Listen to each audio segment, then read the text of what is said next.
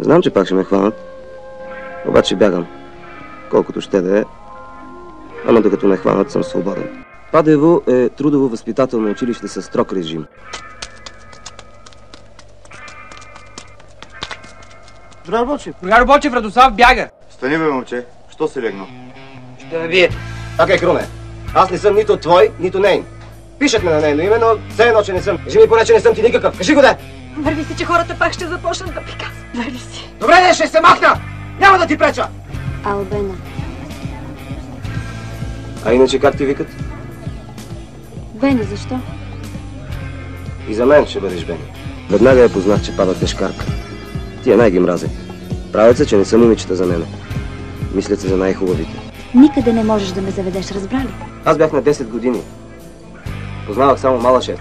Седни тук. Искаш ли? Искам.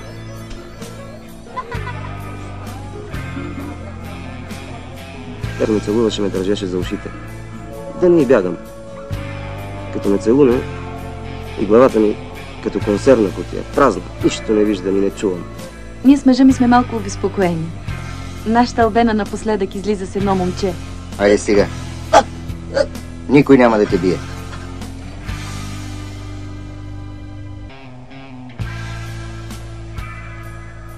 Там всеки си има талисманче. Никой не смее да ти пипне талисмана.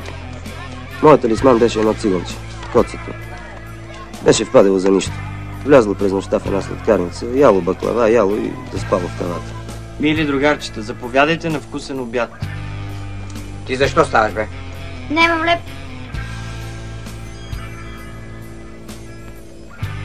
Кажи и да си ходи. Какво?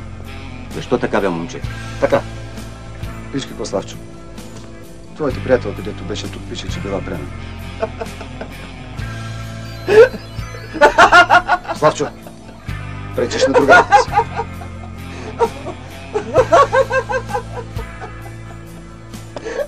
Престани, чуваш ли? Славчо, стига! Ще убия!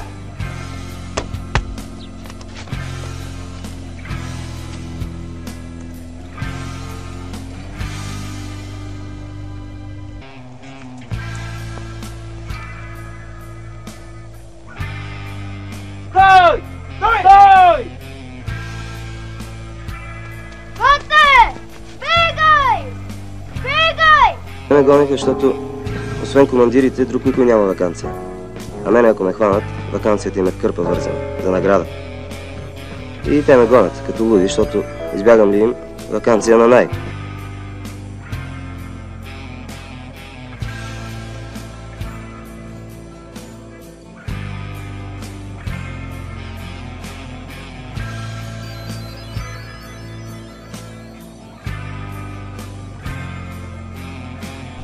Бягам от едно училище.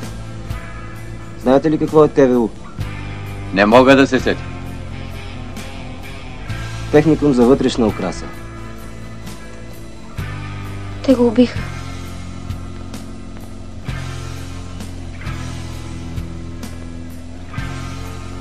Няма го.